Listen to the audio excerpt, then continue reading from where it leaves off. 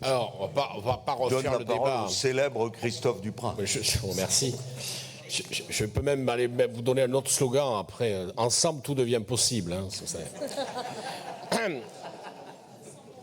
donc, non, on va pas refaire le débat. Mon cher Christophe, bienvenue. Hein, Oui, oui. Chacun à sa place peut apporter sa pierre à l'édifice. On va pas refaire le débat des TER, on l'a longuement fait hier et la presse d'aujourd'hui s'en fait écho. Donc simplement, notre motion a un but assez précis. D'abord, c'est de faire prendre conscience à la SNCF qu'il faut agir. Ce que je regrette un petit peu, et j'écoutais ce matin une radio locale qui a fait toute sa matinée sur les difficultés que connaissent les usagers des TER, je peux vous dire qu'il y avait des témoignages qui n'étaient pas tristes ce matin pendant toute la matinale.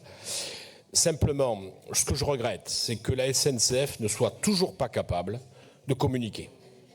Elle ne sait pas communiquer avec ses clients, elle ne sait pas leur dire que le train n'est pas là, elle ne sait pas leur dire que le train est en panne ou etc. Et elle ne sait même pas communiquer avec ses donneurs d'ordre, puisqu'il aurait été, à mon avis, intéressant que les informations qui nous ont été apportées par Renaud Lagrave puissent être faites par une conférence de presse en disant tout ce qu'ils allaient mettre en œuvre pour ça.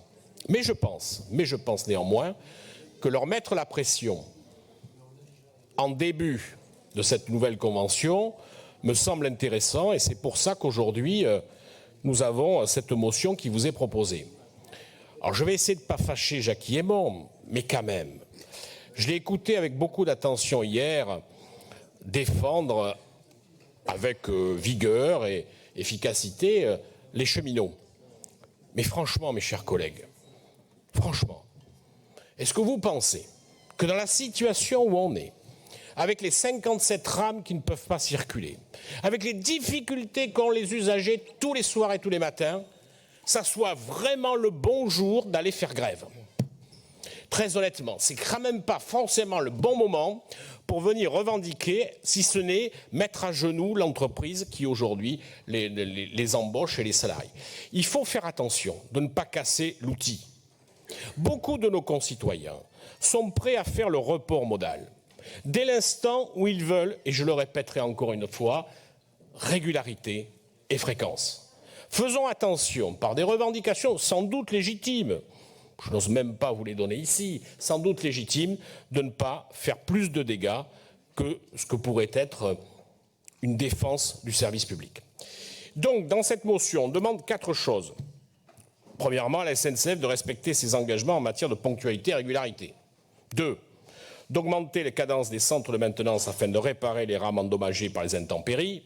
Bon, je sais la réponse qui va m'être faite.